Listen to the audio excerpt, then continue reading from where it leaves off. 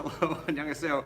Ryan Walters here, along with Paul Mead. Paul, we're in the new bunker. Yeah. This is El Juego Pub, for those that have been to any of the watch parties or anything else. That's where we are. It turns out that when you're setting up a studio that's not in the original bunker, which, spoilers for those that have been following us for a few years, was my living room. Was it? Yeah, I mean, who could have guessed it? I was there and I didn't know that.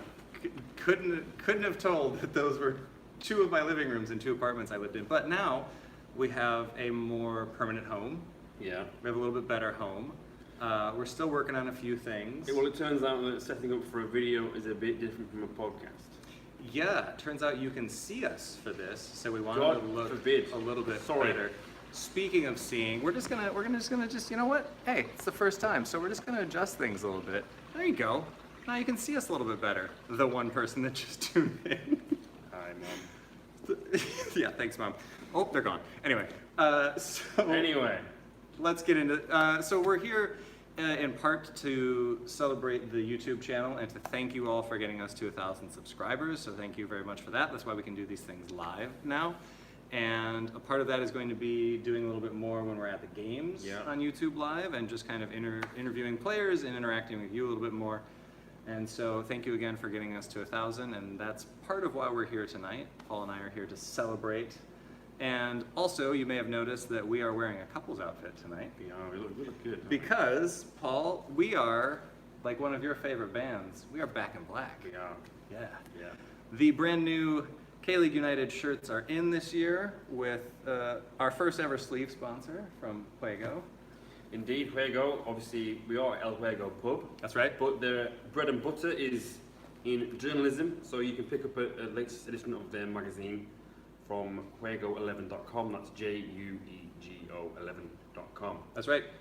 And if you would like to support them and get them on your sleeve, you can buy the shirt, or you can buy the magazine, you can buy all those things. But anyway, this is the new shirt. Went back with Adidas this year, because why not?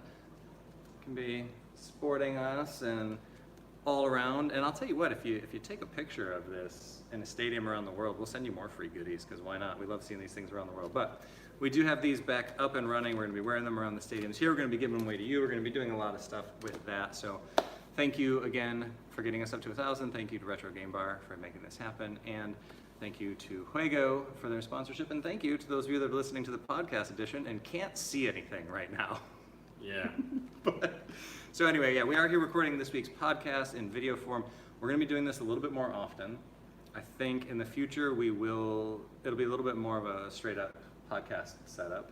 So we'll have our heads covered. We are getting a comment in right away. Where can you buy the jersey? They are going to be available. They're not quite yet. They're going to be available on KLeagueUnited.com. We'll have that up there soon. We'll leave a link in the doobly-doo in the comments down there below. But Paul, aside from my rambling and everything else, we are here to actually talk about K-League. Yes, of course we are. And there was a lot going on all of a sudden. K-League, well, last time we were just excited that it was back. This time we're excited because we're almost halfway through the season. We have a title race.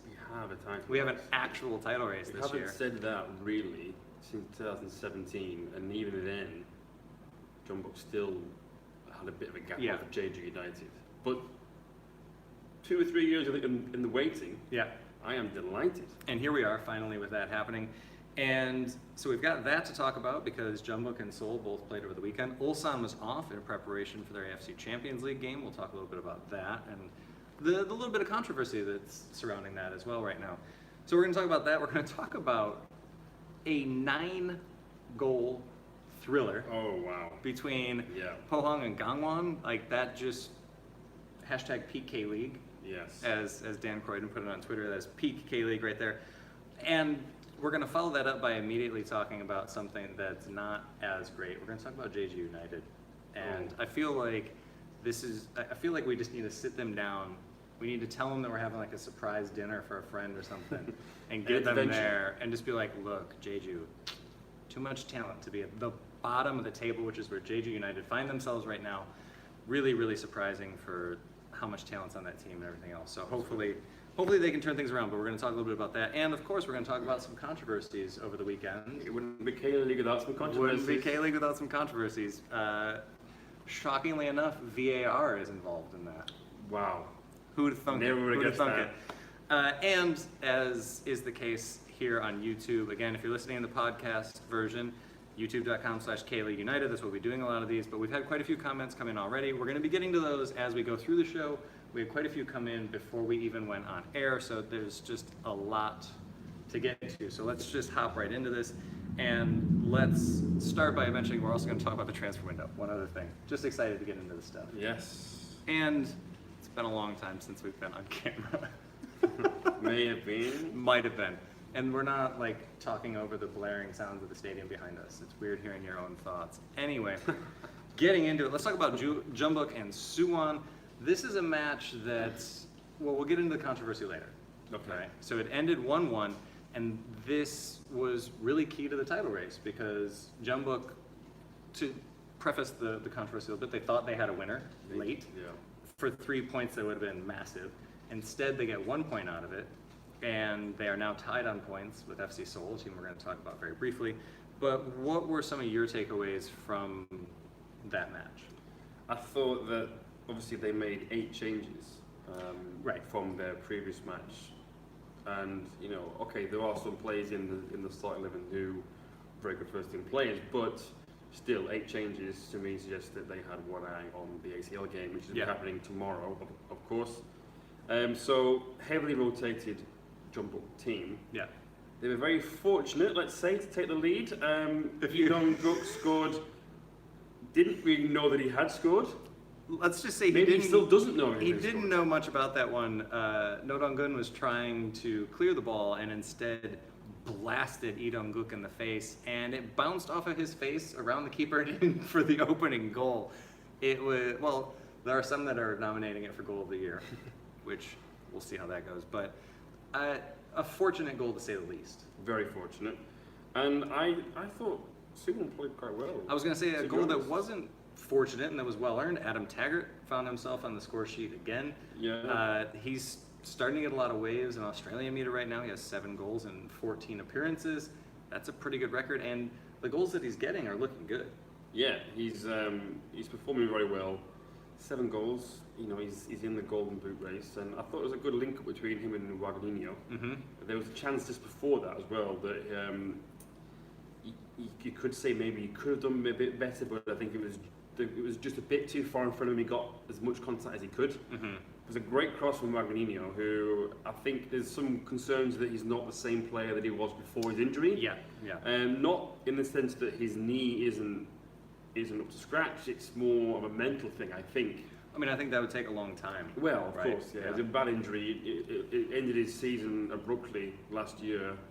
But he's coming, you know, in the Jumbuk game, he showed some flashes of what he's capable of, and he got an assist for the goal. Mm-hmm. It's a bit unorthodox and a bit of a clumsy assist at that, but still he's in the right place at the right time. And a great goal from Taggart as well. I mean, he had a lot of work to do to get the ball in on goal. One of the best goalkeepers in the league, if not the best goalkeeper in the league, potentially, coming out to try and stop him. And yeah, it was a good goal. And Suwon had some chances, and I think on another day maybe they could have got something else from the game. That's the theme for Suwon right now, though, isn't it? Yes. We talked about that after the Super match. It was the same thing for them then. This is a team that's mid-table with potential to do a little bit more, but I think they have an eye and a half, if you will. If that's a thing. Why not? Just said it. I think they've got an eye and a half on FA Cup, and like we talked about before, they should as well, because they should. Is, you know, it's going to be. I saw Adam Taggart's comments after the Jumbuk game that, you know, we are a big club, simple, and we should be in the top 6, but that's what we're going to try and do. But right now, the best way to get back into Asian Champions League is to win the FA Cup. Yeah. And I'm not saying it's going to be easy for Suwon Blue Wings, but their chances aren't going to be as good as they are right now this season. The top 3, 4, I should say, in the K-League 1 are not in it anymore. They've been knocked out. right? Meaning that only a top 3 finish will guarantee ACL qualification. Correct. But for Suwon Blue Wings, that doesn't really matter. They just have to beat what's in front of them, and they've got a favourable draw in the next round of the Cup. So for them, they should prioritise it, and they got a good result away at Jumbo. Yeah, regardless of how it happened, which again, Regardless of how we'll it talk happened, about in a little bit. And speaking of the other team there, just touch on it real quick. I think Jumbo made the right decision to rotate heavily. And it's interesting, and again, we'll talk about this in the controversies segment, but it's interesting that they played and Ulsan didn't. Right. Well, there was some confusion as to why that happened. Obviously, Ulsan and Sangju had to come to an agreement about postponing their game. That's going to take place towards the end of July. Jeonbuk and Suwon couldn't agree on a new date. Now, obviously, as we just said, Suwon are in the FA Cup.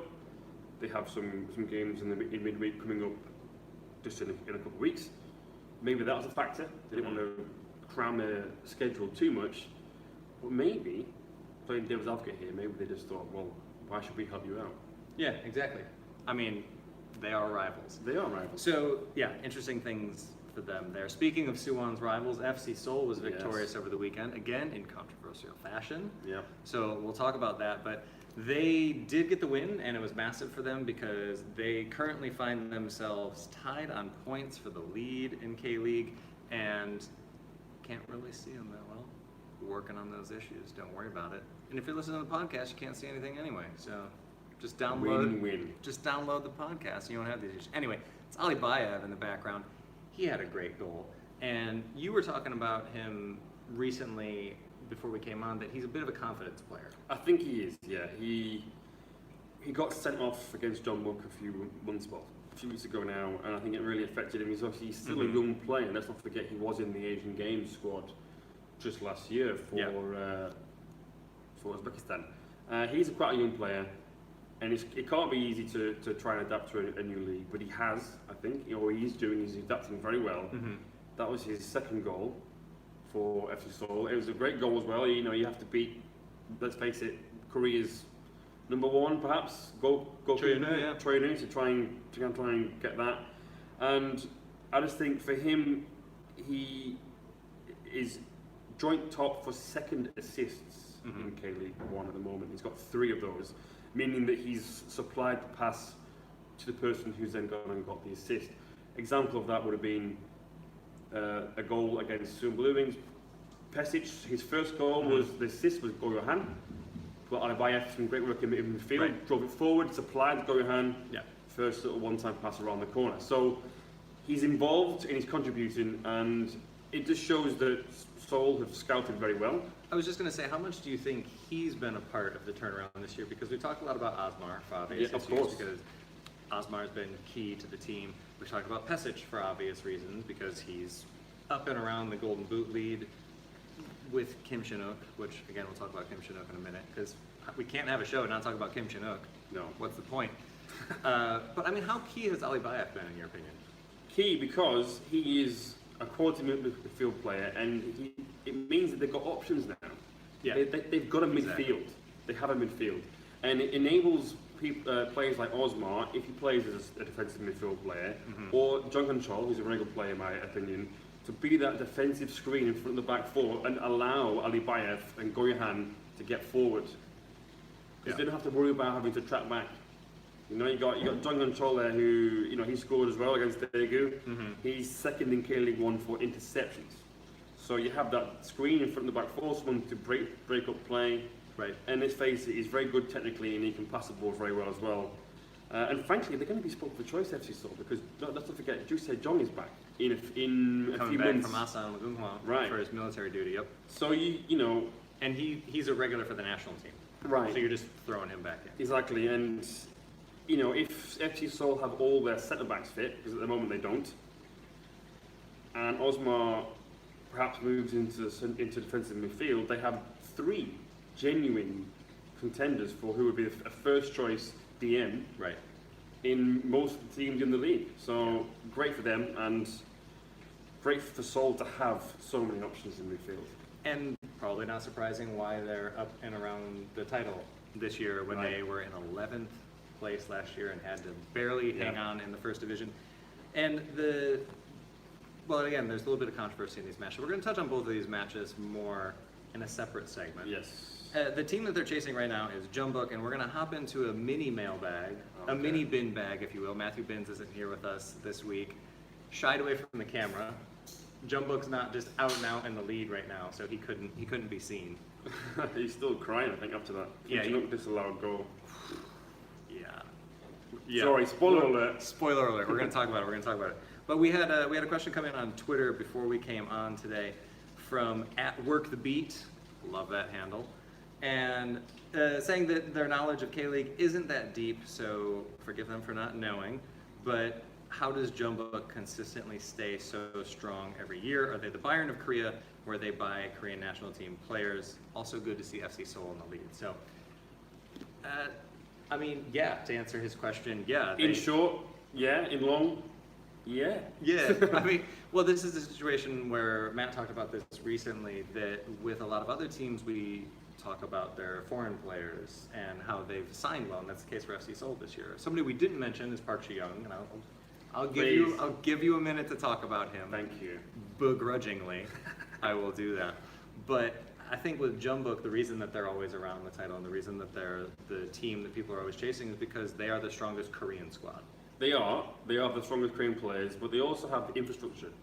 Yeah. So they have the best training facilities. Yes. And they also have a clear transfer philosophy. Mm-hmm. So Jumbook like to buy players who are military exempt. Yep. So, not always the case, but, quite a lot of the time they will buy players who they don't have to worry about going to do military service later in their career, and therefore they can sell on for what they would hope to be decent money. Now, Lee Jae-sung is not a great example because he went a bit cheaply, in my opinion. Too little. But he's an example of someone that they picked up and nurtured. He won his military exemption, and then they managed to sell him for, all right, underpriced. Yeah. But he's an example of someone who's been able to go to Europe using Jumbook as a springboard. Yeah. But yeah, Jumbook are one of the strongest teams in Asia, if not the strongest team in Asia. yeah. So never mind the Unquestionably. K-League, that's why they can attract the best players. Yeah. Yeah. Yeah. And I mean, they also have a reputation now. Yeah. They just keep winning titles, so But what I find funny about Jumbook is that even though they are outspending and outperforming all of the teams in K-League, obviously because they are the champions, their former manager, Chek Hang-hee, was worried about their ambition. Which is obviously, just shows what kind of man he is. That just scroll down to the third option and hit that one in his Football Manager. yeah. Yeah. So interesting, but yeah, Jumbook. They have financial clout, which is obviously fantastic for them, but that doesn't tell the whole story. They do have a clear philosophy on what they want to do and what kind of players they want to buy. Yeah. So yeah. So if you're watching the live stream, thank you first and foremost. Secondly, I'm looking at your comments coming in off to the right. That's why I'm looking down. Unfortunately, we don't have a cute little puppy here or something. Maybe we should get a K-League puppy. Or you can see the K-League cat now that we're streaming. If you can keep the K-League Cup still, Good luck. then yeah. So we've just had a few things come in. Just wanted to touch on these really quickly. We have Kim Hosu, hey Hosu, Hosu's saying that the transfer window has already started and Ulsan has some players. We're going to touch on the transfer window We very will. shortly. And yeah, there are some teams already doing business. And Someone's mentioned Lee Myung-ju there Yes. as well. I have, can I say this? I don't know. Lee Myung-ju from K-League United sources, let's just say, is rumored with a link and move back to the Middle East. yeah, So, yes, I think he will- he came to FC Seoul to do his military duty Yeah. and is going to eventually move back. So I think Al Ain are in for him for a return. yeah, I mean, But yeah, you're right. If in the meantime maybe he does go back to FC Seoul to end the season and goes somewhere else afterwards. Yeah. But yeah, still at this moment in time he's an FC Seoul player and that would be one hell of a midfield. yes. Yeah, well, when he and Jusei Jung went down to Asan, that's why they tore up the league That's why they won the league. Yeah. last year. Exactly. And I mean, yeah, that could make it Seoul's title to lose in some ways. Well, that's it. Maybe it gets to the point where they are both back, and they say, well, "Listen, okay, we want to go back to the Middle East. That's fine, but just stay at the end of the season. Let's get over the line. Let's win the league." Because having those two back would be like new signings. It's a bit of a cliche, but it will be like having that boost quality players. Yeah, absolutely. But, yeah. Anyway, sorry. Anyway, we're going to move on really quickly. By the way, keep the comments coming in. All sorts of fun to be interacting and participating as Absolutely. we're going instead of just having one big mailbag Lee Myung-ju at the end. Imungju, yes. Speaking of Korean veterans, Yeah, Jung Jo-guk The had Patriot. himself a night. the Patriot from Draguk. Gangwon FC had themselves a night. They were down 4-0 going into the 70th minute. Yes. Pohang had run out to a 4-0 lead. Former Jeonnam Dragon, former everything, Wanderson Carvalho, got himself a hat trick.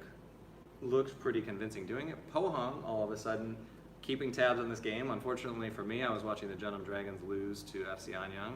That was a good night for me. Anyway, I was mainly focusing on that while this was happening, and I kept kind of flipping back and forth and catching this. And you see it, and it's, Pohang's got this one. They're up 4-0. And then Gangwon went insane. Yeah. They scored 5 goals from the 71st minute onward, and this thing was just bonkers. I saw the final scoreline, Yeah. 5-4, and I didn't think it was going to be 4-0, 4 Right. goals without reply, Yeah. and then 5. I was not expecting that. Yeah. And what a crazy game. And what a roller coaster of a debut for Lee Guan-yon as well. You know, the goalkeeper. The U20's goalkeeper Yeah. that just earned a silver medal, finishing second, Yeah. gets his first Professional start, appearance. ships 4 goals and gets a win, Yeah. as you do. Imagine in, how old is he, 19, in 40 years' time, 50 years' time to his grandkids, let me tell you about my debut. It was, I conceded 4 goals, but we won. I will say the goals that he conceded weren't really on him as much. No, yeah, I mean, His an positioning experienced still needs goalkeeper, work. right? An experienced goalkeeper maybe would have been, a bit better. But credit to Kim Byung-soo as well, Gangwon. I did read some comments that he was going to be a little bit reluctant to play the Under-20 World Cup players for Gangwon, but he got a start, and I'm not sure whether he'll keep his place because he conceded 4 goals, but we'll see what happens next week. But Yeah. I've got some instant stats here about the game. So after 67 minutes, so this is still 4-0 to Pohang at the time, Gangwon had 8 shots and none on target. Okay, so in 67 minutes, no goals, no shots on target at all. 12 minutes later, 79 minutes, 12 shots, 5 on target, because now they are Going. it's 4-2. They're going. And then 95 minutes, this is after they find the winner, in the 95th minute, 19 shots, 9 on target. So just in that short period of time, they've gone from none on target to 9 on target, and 8 shots to 19 shots. So That's how you win a game. and like you said, Ryan, obviously we let that in there with the graphic with Jung Jo-guk. All started with him coming on the field. Right, he came on for Eros Jeric, who's a little bit ineffective. Somebody I want to talk about when we get to the transfer. Right. Jo-guk, he got the assist for Choi Jae-wan's goal in the 71st minute. He got the winner, but that doesn't tell the whole story of how he played, because he was very much the crafty veteran. He knows how to win free kicks, win corners. He knows how to ride a tackle. And he came on and he changed the game. If you ignore the fact that he got an assist and a goal, his all-around play was helped them get more set pieces and getting some good areas in around the 18-yard box. So great, Absolutely. great. And I see our own Dan Croydon is tuned in here and is saying that Pohang lost the plot in this, and that actually it touches on something that I wanted to bring up talking about this game. And I'm tired of it. I'm just going to be honest. I'm tired of any time there's anything fun happening in this league, somebody on the interwebs always has to say, "Oh, I wonder why it happened, bribery, this, that, blah, blah, blah, blah, blah." Like, it just... No. Like, especially a lot of the comments that I've seen coming in for that are people that don't watch this league regularly. If you think that defensive collapse was coerced, watch the Jeonnam Dragons any day of the week. Sorry, Dragons, if you're watching. But it's not beyond the defenses in this league to collapse like that. We've seen this before, and I think I'm just tired of it. I'm just tired of it. Anytime anything happens, anytime a goalkeeper makes a mistake, in this league it always comes back to that. And I personally don't see it in this match. I think the defending was lax at times, but the defending is lax with a lot of teams, a lot of times in this league. Gangwon especially. Like we've talked about this with Gangwon. We've talked about how they need someone in the center of the field to organize things. They haven't figured that out, and it's evident in the goals that went in late in this game. So like I'm tired of it. Don't, you know what? Come at me with those because I'm tired of it. But anyway, I just wanted to touch on that very briefly. Rant aside. Yeah, Dan has just said if you want to fix a game, you don't do 5-4, you do it 0-0. Or if the fix is in, then the ref's going to award the penalty at the very end of the game. They won in the 95th, and there was a corner kick, but right before that... And there was a shout for a penalty. There was a shout for a penalty, and if the fix was in, that's a penalty, and that's how you win the game. I'm tired of it. Yeah, anyway, let's move on. I don't want to taint this game with the B word, because it was just a phenomenal game, crazy game. Something that... Entertainment, you know, I watched the whole... I didn't watch the game live, I watched the John Book Suwon game. Mm-hmm. But I watched the whole game in its entirety because it was fun to watch. Yeah. Anyway. You can't see if you're watching, you can't see the previous graphic.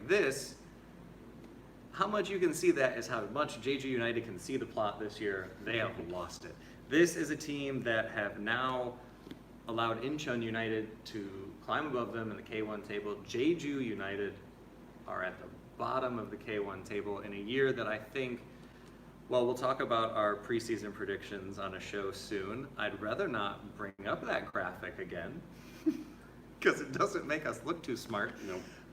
But this is a team that we expected a lot from this year.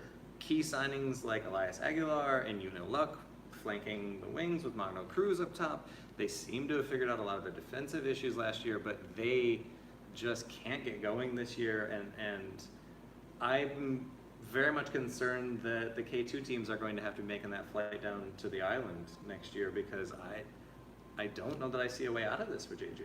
No. But what's kind of interesting about Jeju United is that attacking-wise, they have some decent stats, so they have some players who are contributing. Lee Chang-min is a player that I've admired for a number of seasons now, and he has at least 3 or 4 worldies from distance every year. He will set his own entry for goal of the season several times in a season. Yeah. But for him, without his goals, put those to one side for a moment, if I can. He has the most through passes in K-League 1 with 29. He's 3rd overall in K-League 1 for the passes into the final third. 4th for smart passes, which means a pass to get away from his marker. Mm-hmm. Okay. 5th for progressive runs. And then if we talk about his shots, he's 2nd for the number of shots. 4th per 90 minutes in terms of how many per, and then 3rd in the league for how many hit the target. So it's not just him though. Thiago, 5th for the most headed shots. Aguilar, 2nd for key passes. And Gon Sun Hyung is the 5th for most passes made in K-League 1. So, as we probably talked about before the season began, they have, I think, enough to get themselves into good situations. You would think so. For me, it's defensive frailties, lack of organisation, and off-the-ball movement is atrocious. They've shipped 32 goals already, and only Gyeongnam have allowed more than that. And they just, in the past, Jeju was able to get around that by scoring more than anybody else, which is why they were such a fun team to watch. There was just always a lot of goals in the game. And this year, they're just not finding that balance. And it's interesting because now there's somebody that keeps saying Incheon's going to make the great escape this year. It's not me. Incheon's going to make the great escape. They're not. They are.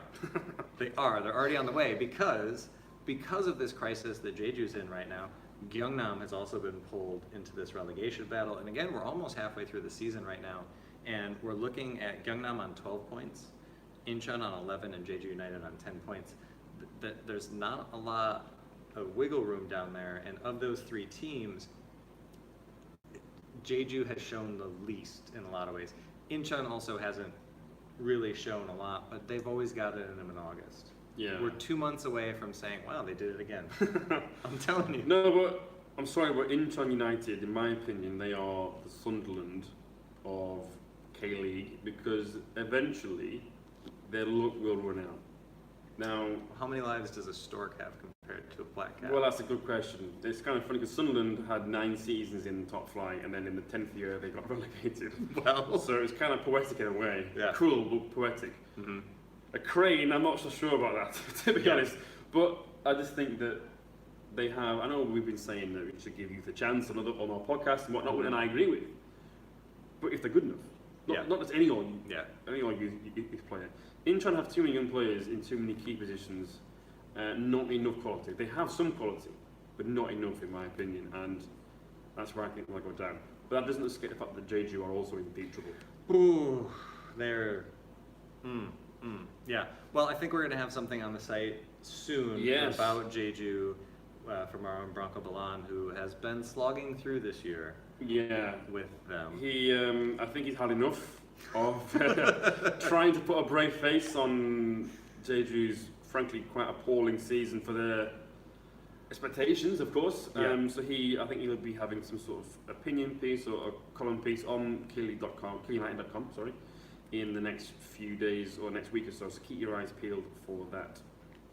Yeah, and I see somebody in the comments here is agreeing with me that Incheon are going to stay up. Yeah, I disagree, but yeah, fair enough. I want to say they have the Eye of the Tiger without obviously Bullsong. Yeah, Bullsong. Anyway, I don't know if they're utilizing that song there enough. They should be. Anyway, moving on. A controversial take, we'll say, to segue into the next segment that we were talking about a lot when we were talking about the top of the table clashes here, and there was some controversy in these matches. Let's start with Jeonbuk Suwon, where we saw Kim Shin-wook get what we thought was going to be the winner. What he thought Twice was going to be the winner. If you're not familiar with Kim Shin-wook, get familiar. Also, his goal celebration is to always point to the sky, and he did that, as Paul said, not once, but twice. Yeah, so there was a great header, great cross as well from Bernie Ibni, his second assist for the Wookiee, Kim Shin-wook, in the space of a week. Kim Shin-wook went around the back of the goal, did the celebration, and then I was watching this live, and I was like, that was a handball. Not in that phase of play, but just before that, there was another chance where it appeared to hit his forearm. When he was in the box, yeah. In the box, and there was a little bit of a delay, and then the camera cuts to the centre circle, and Kim Shin-wook is stood there waiting patiently. The referee checks the earpiece, and he seems to gesture as if, it's a goal. So Kim Shin-wook, for the second time, down on both knees, points to the sky, and then I'm laughing because it's ridiculous. The referee said it was no goal, it was a handball, and then that was basically the last kick of the game. They kicked off, and then the final whistle blew. So controversial. I got that for you. Oh, there we go. For those listening to the podcast, it's a picture of Kim Shin-wook. So, quite pleased. If I appear like I'm enjoying the misery of others, it's because I am. Because actually, my team is getting to the point now where Daejeon Citizen. Yeah, they might as well just change the name to Daejeon Citizen Nil. Because every week it's just not K2 this week. This week. There you go. Yeah. Daejeon won't lose this week because they're not playing this week. There you go. But anyway, digressions aside. Can't lose if you don't play. No. I think VAR always comes up. I'm tired of it, personally, and we're not even done talking about it in this segment. No. Because the other controversial calls involve VAR, and this to me is one. And there was one, we were talking about this before we came on, there was one in the Jeonnam Anyang game, so we weren't talking about K2, sorry. Only if it's Daejeon. Both our teams lost the weekend, so, we're both in That pain. never happens when Daejeon and Jeonnam fans get together. It's not a thing. No. But there was one in that match where I was watching that one live and mainly focusing on that, and Han Chun-hee looked like he got around his defender really well and kind of face palmed him to the ground. You couldn't see it live. And my thing is, the side official was there. Yeah. And it happened on the ball, so you know that the main referee is watching. About 5 or 6 dribbles happen, pings in a cross, a header. So we're looking at 5 or 6 more actions. And then, after the goal, it gets called all the way back for VAR, the goal gets disallowed, and it was very similar with Kim Shin-wook and Yeah. Suwon. And I'm tired of it. There are enough digressions online about VAR, but I'll just, you can put me in the camp, just put my name down on the side that is against. I'm tired of it. I hate what it does to the flow of the game. Absolutely. And I don't like what it did to this game. I mean, I think Jeonbuk didn't play extremely well, but this is the thing about Jeonbuk, and going back to the question of why are they always at the top, they have a championship pedigree, just like you were saying, and they find ways to win games. And to me, this fits into that. And the depth of their bench, you know, Lee Dong-guk started, he scored. Whether he meant it or not, we don't know. Obviously, he didn't. Technically, the ball went into the back of the net after it hit him last. Right. But they brought on Kim Shin-wook, and then because they know they have that option to put crosses into him. Yeah. And it looked like it worked. It was a correct call. It was handball, but you know you're denying fans. I know it's okay. If he breaks the rules, he breaks the rules. But you're denying fans that feeling of elation, that the reason that we go to watch football. The reason that we watch the game. Yeah. I mean, speaking to me personally, my team have done all right with VAR, but that doesn't escape the fact that some of them have been absolute howlers. Yeah.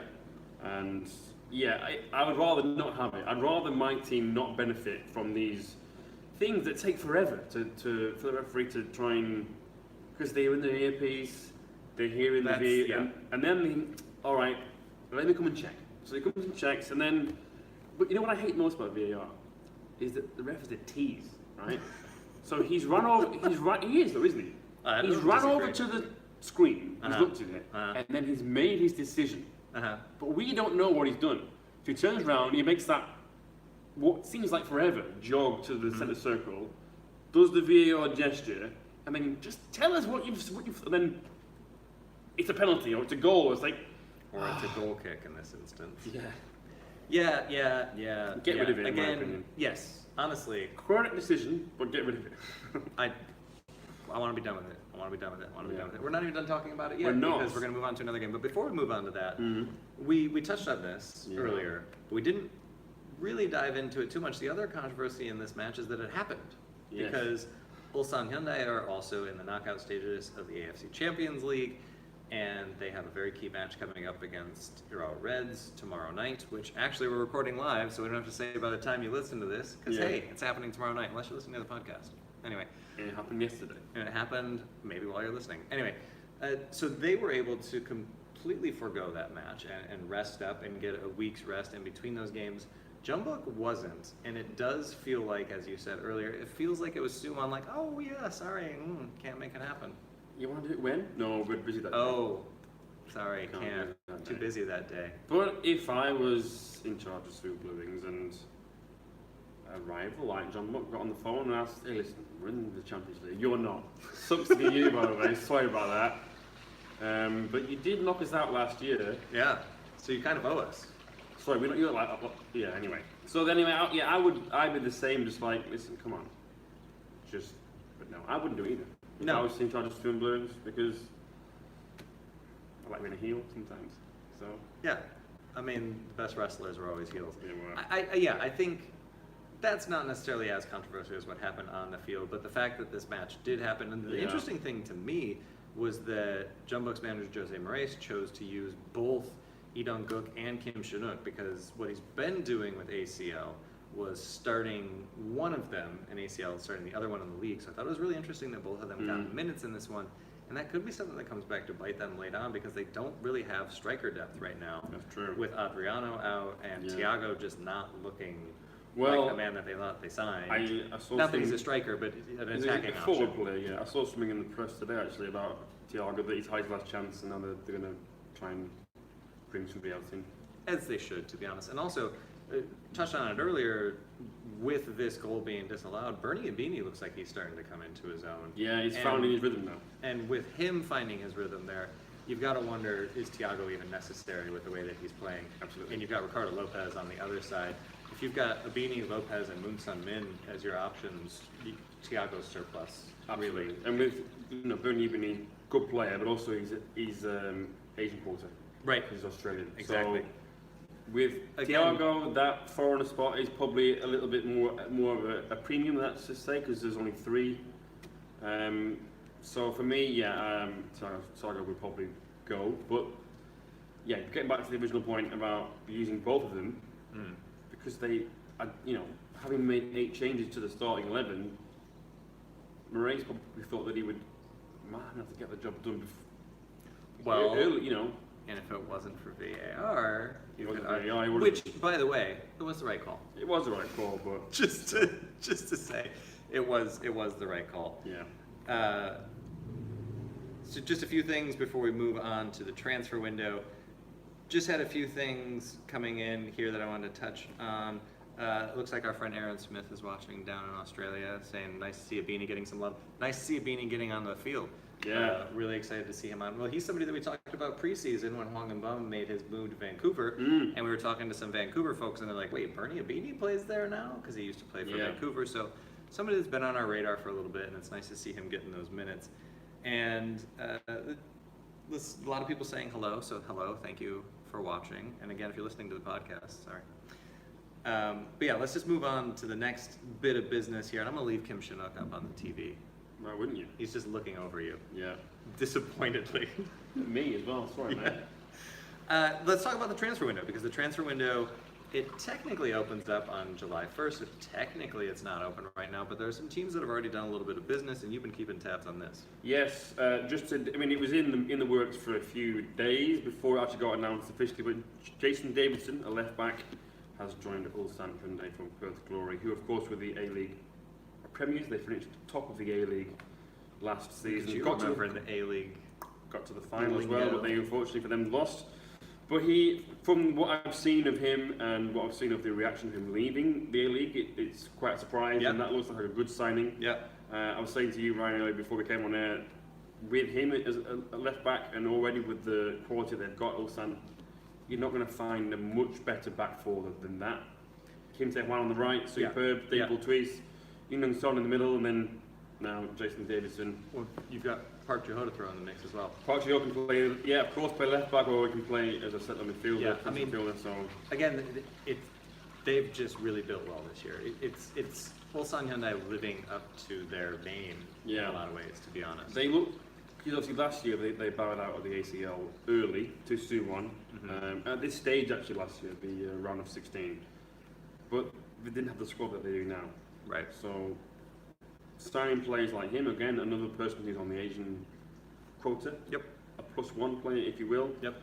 Very smart use of that, because, not a lot of teams use it, not a lot of teams use it well enough. Right. So to bring in someone who's got a winning mentality as well, that's going to be huge. Well, and Ulsan loves signing them an Australian defender, don't they? That's true. They sure do. And yeah, it's been a good bit of business for them.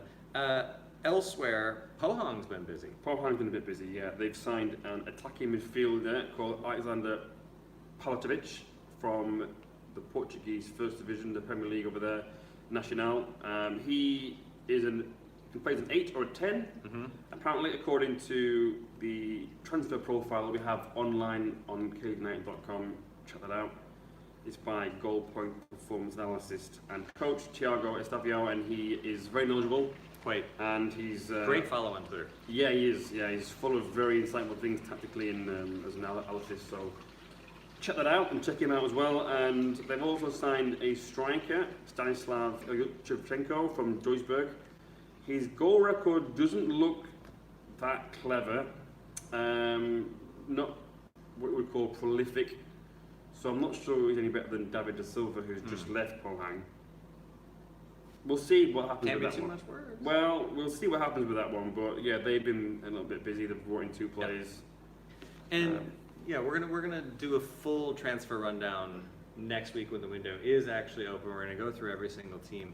But if there's anybody that you think that the team should be signing, or anybody you'd like to see, just come to K-League in general, because I think there are a lot of players throughout Asia that some of us have on our radar. I would love to see some Southeast Asian talent make their way over a little bit ahead of that quota. We'll see what happens this summer, but there are already a few moves happening, and it's definitely something we're going to touch on in more detail next week. But as of right now, we've got a little bit of time left, and we're going to hop into this week's edition of the mailbag. We're just calling it the mailbag this week, right? Well, if we're going to go for alliteration, it's Paul's post bag. Paul's obviously. post bag. Obviously. How could I course. forget? Which, by the way, these came in before we were streaming, so if you're watching along with us on YouTube right now, get those questions in because this segment is just us answering the questions that came in. So what's the first one? It's from the 94th minute. Again, so thank you for another question from you. Should John Book have done what Ulsan did and postponed the K-League game during the week? Yeah. Well, yes. And could they rue that decision in the long term? Well, obviously, as we talked about, they did try. Whether they couldn't have... I don't think they will. You don't think? I don't think they'll rue it because, I mean, it was kind of, from what we understand, and again, like this isn't 100% confirmed. We do have some connections with the clubs, but we can't just call Jumbook and say like, hey, is this what happened? And that's how it happened. So you just, excuse me, Jumbook. We haven't been able to confirm this 100%, but the scheduling issues do seem to be what has been the issue. Yeah. So will they rue it? I don't think so, just because I think they have enough depth, and I think they're rotated enough that I think it'll be fine. Fair enough. Our very own John Muyal has come in with a question. What do you guys think of Daegu's fate in the season with key players sidelined due to injuries? Well, in my opinion, Daegu's stock is at its highest at the moment. They're fourth in the league. Mm-hmm. Right, they're not in ACL anymore, unfortunately for them, but... Getting a delivery at the moment, by the But, way. yeah, well, what? Daegu are... Live video. Daegu are doing well, and if they are going to be in the market for a new player, they have just let Dario leave. Yes. He obviously didn't get as much game time as he thought, didn't work out quite the way that they hoped, so they have got some scope in there to bring somebody else in. Somebody we've talked about, I'm not sure where he is now, if it would even be possible, but I wanted to say Cecina. No, not Cecina. From FC Seoul last year. Evandro, thank you. He looked good in the Daegu kit last time he played for him. Yeah, he's Bring in him the back. second division in China at the moment, last time I checked. Yeah. But, yeah, they just needed more options. They've got enough quality in their first 11. That's a good point. I But- think they need some depth signings. Depth signings. Yeah. But, you know, they are a team that have always scouted well, especially from Brazil. Especially from Brazil, yeah. So They do really well. So if they are going to bring in another foreign player, then, which I think that they will, then chances are they might sign someone who's pretty decent. So, Yeah. yeah. Sorry, go. No. Next question is from our own Peter Hampshire. After beating Suwon FC last night, is it too soon to ask whether Gwangju can go the whole season unbeaten? I've been asking myself since week 5. Hashtag Invincibles. They could. Well, They're almost halfway there. let me throw you some stats because we've talked a lot about Felipe and their attacking threat. He's got 13 goals in 12 starts. Unbelievable. Ridiculous. Expected goals is just 7.79, so that's how well he's doing compared to his expected goals. But at the back, though, compared to their opponents, defensive duels 23% to 20%, aerial duels 40% to 41%, sliding tackles 30% to 23%, interceptions 55 per 90 minutes to 48 per 90 minutes, clearances 21.93 to 14.36 per 90 minutes. So they are obviously scoring freely, Yes. but they're also defending very well as well. Which is why they're undefeated. Yeah. So Yeah. can they go unbeaten? I mean, I think will Busan- they? No, but I think the Busan's scope's going to there. get him. You think? I think Busan's going to get him one of these times. I think we might see either a really cagey one that Busan gets a goal out of it, or I see these teams as the season's winding down. I see them still being neck and neck, and I think there's just going to be a slugfest that just goes back and I would forth. like that. Where I think if a goal goes in before the half, then they're like both teams are just going to be up for it, and they know what's on the line at that point. Yeah. And I think Busan might see it out. Yeah. I don't expect Gwangju to lose a ton though, because they, like you say, they're defending so well this year, Yeah. which is fun to watch. Yeah. If you're into defense, and if you're not, then get into it because it's awesome. Indeed. Well, Dan Croydon, who's watching as well, thank you, Dan. After Gangwon's incredible comeback at the weekend, it seems like the right time to ask, what is the maddest game you've ever witnessed live, K-League or elsewhere? Well, I didn't watch this game. I wasn't there. I watched it on the TV. That counts. It was the Suwon Derby from a few seasons ago, October 2016, that ended Suwon Balloons 4, Suwon FC 5. I just think it was a back and forth, you have a go, we have a go kind of situation. That was a mad game. Yes. Elsewhere, Daejeon won, Bucheon 0, because they won a game of football. That was mad, in my opinion. But no, seriously, in any league, I would have to say Leeds United 4, Preston North End 6. Preston were 4-1 down, and then came back to score 6. Okay. So to score 5 more. So that was incredible game. I was there. I was at Ellen Road that night as well. September 2010. Nice. I think mad. It might not necessarily be the score line. Shockingly, this is going to involve the Jeonnam Dragons. But there was a night in monsoon season that we just straight up had a monsoon, and it just hit in the middle of the game to the point that the ball was no longer traveling. Like if you lobbed the ball upfield, it just stopped in a puddle. And for whatever reason, they kept playing, and the Dragons got a late winner in that one. And there weren't a lot of us left at the stadium because it was just pouring down rain.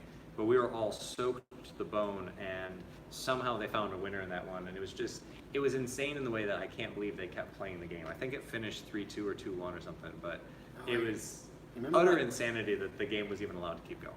There was a game at Jeju as well a couple of seasons ago that was a similar, just the ball wouldn't move. And also, Daejeon had a game against Suwon FC at home a couple of years ago, 2017 I think it was, and it was, again, ridiculous situation. Where the ball, you pass it along the floor and it stops right in front of you. That's mad, but in the wrong kind of sense. Right. But yeah, I'm switching it back to the Wookiee. I switched it. No, I'm switching back to the Wookiee, looking at you disappointed. That's all from Paul's post bag anyway. Right. Unless you want to have another look at the YouTube comments. We did have a few things come in. We have someone asking about where we get the advanced stats from.